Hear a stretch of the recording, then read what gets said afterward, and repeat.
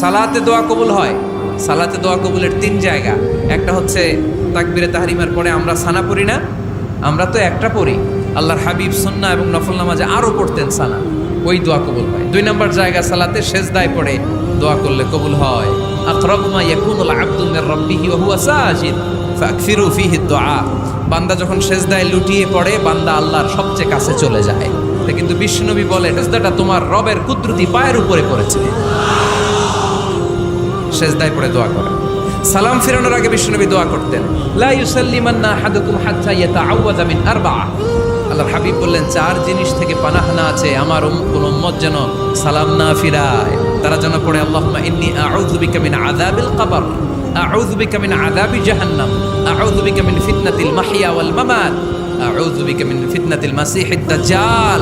আল্লাহ কবরের আযাব থেকে বাঁচাও, আল্লাহ জাহান্নামের আগুন থেকে বাঁচাও, আল্লাহ জীবন মরণ